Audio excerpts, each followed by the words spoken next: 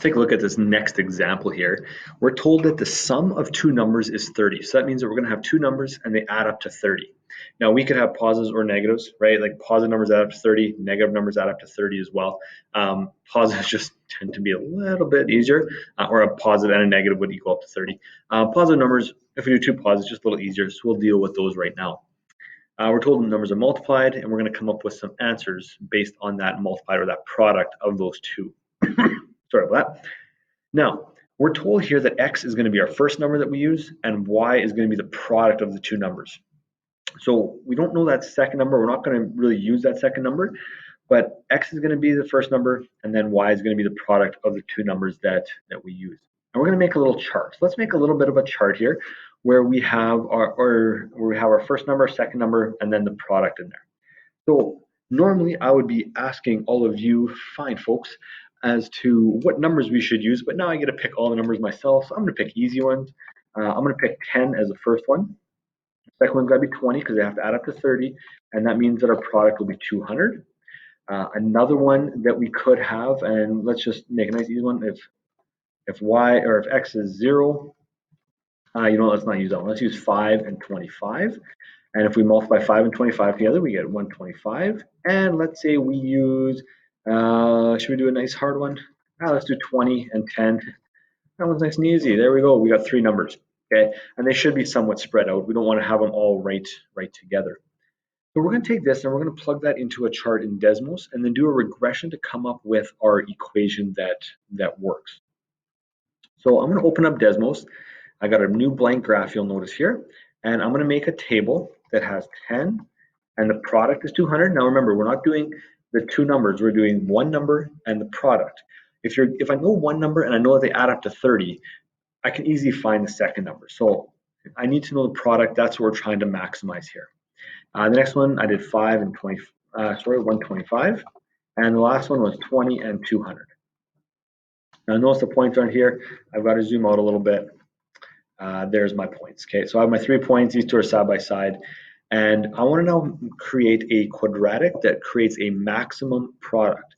Okay, a maximum product meaning what is the biggest value of y that we can have. So y1 is approximately ax1 squared plus bx1 plus c. There we go. And you'll notice we have a nice little graph here. It's very narrow. So what I'm going to do is I'm going to use my shift key and I'm going to space a little bit. And this is something that you'll definitely be doing next year when you get into grade 12. I don't want it quite as tall. I want to be able to, there we go. I want to be able to see it on top of my screen here. So you'll notice here we're given the a value, the b value, and the c value.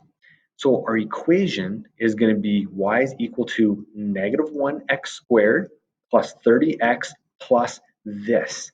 Now this here is extremely close to 0. It's a very, very, very small number.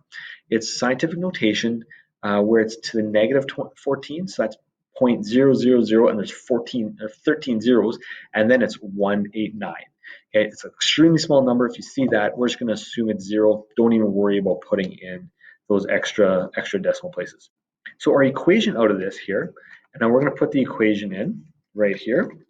Y is equal to -x squared plus 30x plus 0. We don't need to even put that in there.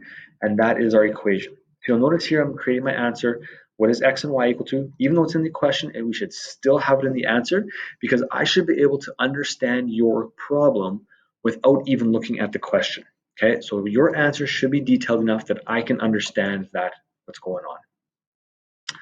Now, the domain and range that come out of this, we'll get to domain and range in just a little bit. Let's answer our questions here. Okay, so we have our equation. Let's answer our questions. Let's find a pair of numbers that have the greatest product. Okay, the greatest product is going to be right here at our maximum. Okay, that's our maximum, that's our vertex. Okay, we have, if one of our numbers is 15, the product will be 225. Well, if one number is 15, we know the other number has to add up to 30. So 15 plus what equals 30? Well, that'll be 15. Okay, so when x, we're going to do, whoop. Sorry there, that was an error on my part. There we go. So x equals 15. This is actually our axis of symmetry. So I'm going to put it as a dashed line. There you go. That's one of our important points. Okay, we're going to have to make sure we have it on there when we take a screenshot of this. Okay, so our answer to little I1, we're going to do a maximum product of 225 is found when we multiply 15 and 15 together. There we go. That's how we're going to answer number 1. Okay, so we're asked what has the greatest product. That's a maximum. So a maximum product of 225 is found when we multiply 15 and 15 together. Those are our two numbers. Now, what is a product if the first number is 26? Okay, first number is 26. Remember, we're going to quickly put this in here. Our x-axis represents our first number, and our y-axis represents the product of the two numbers. So that's on there as well. So at 26 right here, okay, we're gonna have some product. So let's say when x is 26, make that into a dashed line again. Now this isn't super important, but it's nice for the vision. When our first number is 26, our second number has to add up to 30, so it'll be 4, and we'll get a product of 104. So when the first number is 26, the two numbers will have a product of 104. Right on. That's answering the question again in a complete sentence, as there is some context to this. Okay. The final part says what is the product, or the product is 161. So our y value is 161. What are the numbers? Well, this one here, you could kind of guess, you could do this without the graph, okay? If the first number is 26, the second number is 4, multiply them together, done. The second one is a little bit more difficult. We're trying to work backwards. Which two numbers add to 30 and multiply to 161? A little bit tougher. But if we type in y equals 161, and again, make this into a dashed line, we see that the first number could be either 7 or 23. Well, look at that, okay? 7 plus 23 is 30, so we know the second number would be the opposite, so it'll be 7 and 23 or 23 and 7. They'll give us a product of 161. So 7 and 23 will provide a product of 161. Okay, those are two numbers. 7 and 23 are going to provide that product. All right, that answers all the questions. The last thing I need to do is make sure that I show all my work that I did in Desmos, and I'm going to do it with a screenshot. Okay, so sometimes we'll be able to take a full screenshot, sometimes not. I'm starting to get a lot of stuff going on here, but I want to show the table of values as well as my regression, as well as everything else that's in there. So I'm going to do this here. Let's go get my snip and sketch. Taking pretty pictures before, and I'm going to take a screenshot of that. You'll see that the little video clip is in there as well, and we're going to plug that into here. Just take me a couple seconds to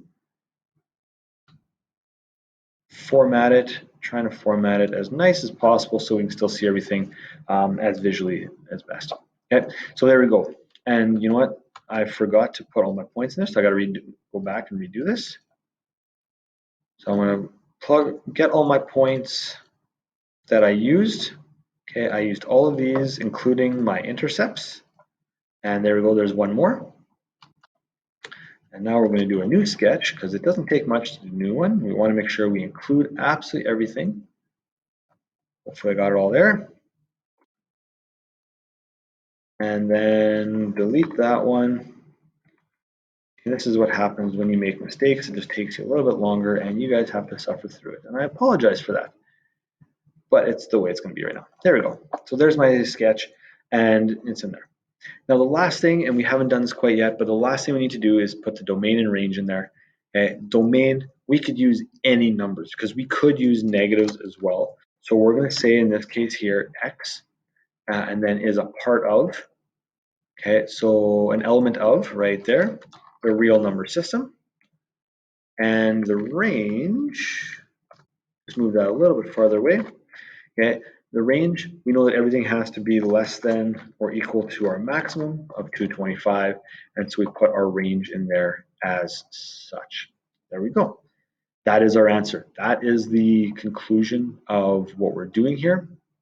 And so we have our graph, we have all of our answers, and we have all of our information plotted in there. Okay. If you do have questions on that, or you're unsure about how you need to make everything, please ask me. We can definitely go through how to solve that.